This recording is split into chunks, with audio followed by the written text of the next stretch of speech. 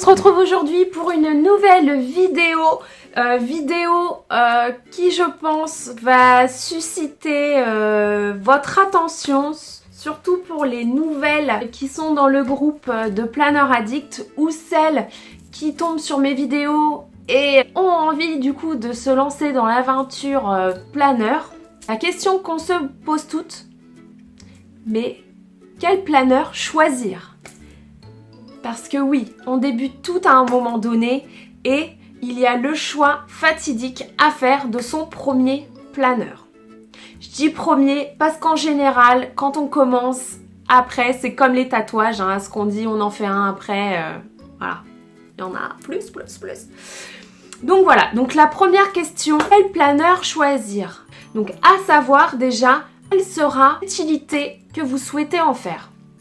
Est-ce que c'est un planeur qui va rester chez vous parce que tout simplement vous travaillez de chez vous, ou c'est un planeur pour l'organisation de la maison? Voilà, plein de petites questions à vous poser comme celle-ci. Que c'est un planeur que je vais avoir tout le temps dans mon sac? Est-ce que je souhaite vraiment avoir quelque chose de déjà construit, ou est-ce que je veux prendre plaisir à le faire moi-même? Je parle pour tout ce qui est date, calendrier, etc. Qu'est-ce que j'aimerais? Feuille à l'intérieur, c'est-à-dire est-ce que j'ai besoin d'avoir la visibilité sur l'année, sur le mois, la semaine, ou une visibilité quotidienne? Donc il y a ça à se poser. Savoir déjà où vous allez l'utiliser. Est-ce que c'est le sac, ou ça reste à la maison, etc. Puisqu'en fait, ce choix-là va déterminer, en gros, le format du planeur dont vous allez avoir besoin. S'il reste à la maison, moi, je vous conseillerais de prendre un grand planeur format A5. Puisque voilà, il va rester à la maison et vous aurez plus de possibilités d'écrire à l'intérieur. Par contre, si c'est un planeur qui doit être la majorité du temps dans votre sac, là, ce format-là, vous pouvez, hein, mais je vous le déconseillerais puisque au bout du compte, il va être lourd à porter, il prend de la place dans le sac. Donc à ce moment-là, je vous conseillerais plus un planeur de ce format-ci appelé Medium ou Personal. Puisque voilà, vous le voyez, il prend beaucoup moins de place. Si vous comparez les deux. Donc vraiment plus facile à manier. Après, il y a des partisantes des A5 et des partisantes des Personal. Moi, je m'adapte vraiment par rapport à la fonction du planeur. Où est-ce qu'il doit être? La base. Ensuite, on peut avoir des nuances selon la marque, selon ce qu'on aime. Est-ce que je veux vraiment un planeur à décorer moi-même? Par exemple, comme celui-ci, où là, vous pouvez créer vos intercalaires, mettre ce dont vous avez besoin à l'intérieur, que ce soit des plannings ou bien des catégories pour noter toutes sortes de choses. Ou alors vraiment avoir quelque chose de tout fait. Donc là, je vais vous montrer un planeur désossé parce que je ne m'en sers plus.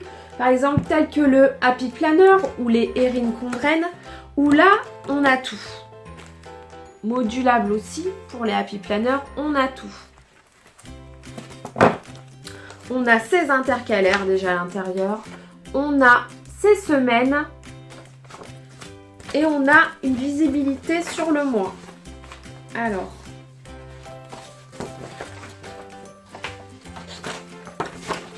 voilà, ça se présente comme ceci. Donc je vous dirais, pour celles qui n'ont pas beaucoup de temps pour leur organisation, celui-ci est très pratique.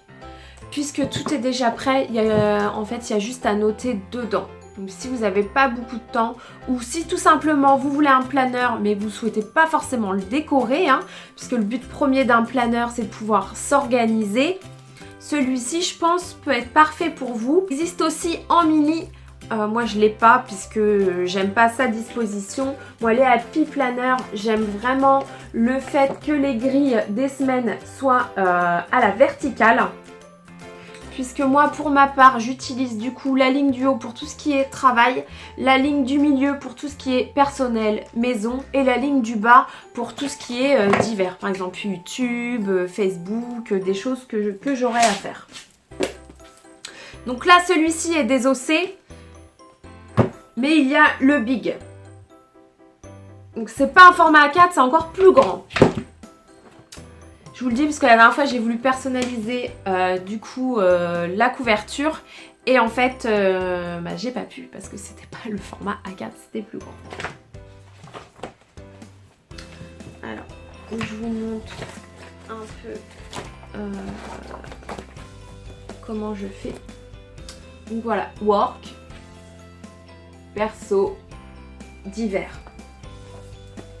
Donc ça, on va dire que moi, c'est mon planeur vraiment central pour tout, pour la vie familiale, pour donc du coup le travail et les réseaux sociaux. Après, c'est vrai que j'ai des planeurs spécifiques, j'ai un planeur maison, j'ai un planeur vraiment travail et un planeur réseaux sociaux. Donc là, en fait, je regroupe un petit peu tout, où je détaille pas, je mets juste les intitulés quand j'ai besoin de détailler, c'est vraiment dans les planeurs spécifiques. Donc là, celui-ci est très grand. Personnellement, je m'en lasse, il est vraiment trop grand, il est trop lourd. Même s'il me reste sur mon bureau, moi il m'encombre. Donc voilà, au début j'étais fan, mais après avec le recul, voilà, c'est trop grand. Donc il faut bien vraiment visualiser ça en premier. L'utilité et surtout où on va le mettre, son planeur. Il faut faire attention, selon les marques, les formats ne sont pas forcément les mêmes. Il y a des petites différences. Les Kikikey sont très, très gros. Par exemple, si on veut comparer un format médium Kikikey avec on va dire un Webster Pages, vous voyez, il y a une petite différence. Plus petit, plus large. Celui-là, il est plus long. Après, ça dépend vraiment des marques. Mais je veux vous montrer aussi avec les Filofax. Vous allez voir, c'est encore un autre format. On reste sur une base de petits formats à sac. Mais voilà, il faut faire attention à ça si vraiment ça a de l'importance pour vous. Ensuite, comment choisir l'intérieur de son planeur? Donc je vous dirais, pour le planeur, en fait il y a différentes marques qui proposent des sets d'organisation avec calendrier, etc. À vous de voir, voilà, si vous voulez quelque chose mensuel, hebdomadaire ou journalier. On peut en trouver facilement après à télécharger sur Etsy. Mais pareil, pour commencer un planeur, il faut vous dire qu'est-ce que je veux. Si c'est des vues mensuelles, vous n'avez pas besoin d'un planeur très très épais. Si c'est semaine, il faut un peu plus large. Et si c'est un journalier que vous voulez, là, il faut des gros anneaux. Donc Kikikey par exemple. Chez Kikikey, on a des gros anneaux. Chez Filofax, ils sont peut-être un petit chouïa plus petits. Et après, si vraiment vous n'avez pas grand chose à mettre, vous pouvez opter pour un format compact, pour votre sac. Ça peut être très très pratique pour le sac si on met par exemple que quelques feuilles à l'intérieur. De toute façon, on ne pourrait pas mettre grand chose vu les anneaux.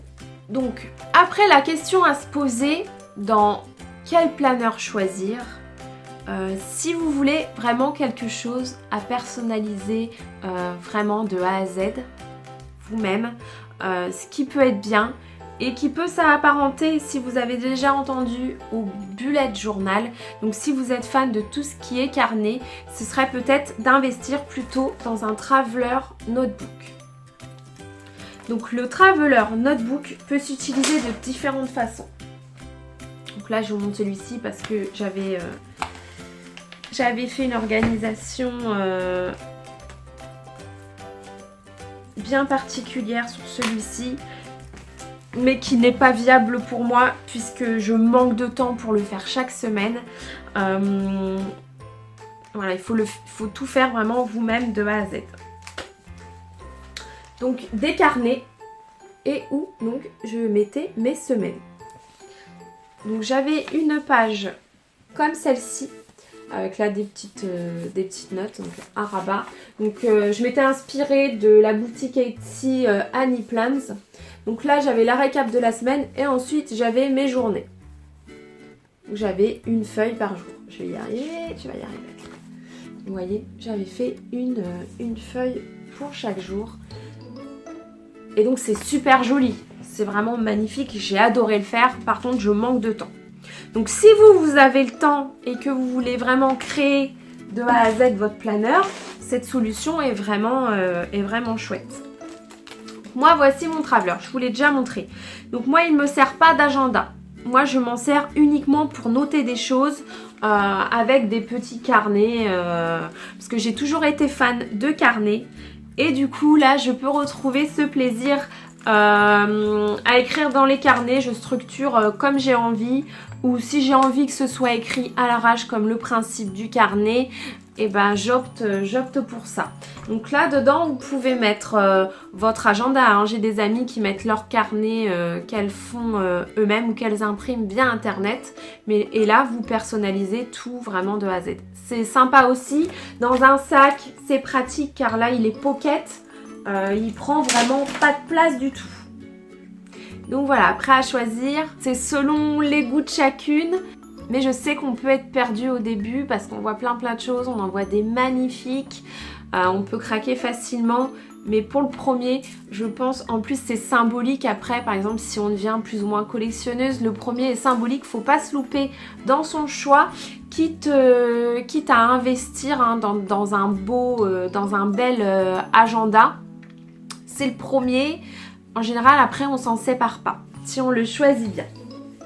Mais bon, il y a des loupés, on va dire. Donc j'espère que cette vidéo pourra guider les débutantes. Voilà, faites bien attention à ces critères-là pour votre choix. Laissez-moi un petit commentaire juste en dessous pour me dire si cette vidéo vous a aidé. Si jamais vous voulez des autres conseils par rapport à l'achat de votre planeur, du matériel vous pouvez avoir besoin sans dépenser des milliers et des cents, des petites astuces, je sais pas moi. Si vous avez des questions, surtout mettez tout en commentaire. Ça, moi je note après les vidéos qui peuvent être intéressantes pour vous. Le but c'est de partager. Ça va faire presque 2 ans que je suis vraiment à fond dans tout ce qui est planeur. J'ai toujours eu des agendas mais moins poussés. Donc n'hésitez pas, je suis là pour ça. Ça me fait plaisir de pouvoir vous guider, de vous aider et de ne pas montrer que mes achats. Voilà. Donc c'est terminé pour aujourd'hui. Je vous fais de gros bisous et je vous dis à bientôt pour de nouvelles vidéos.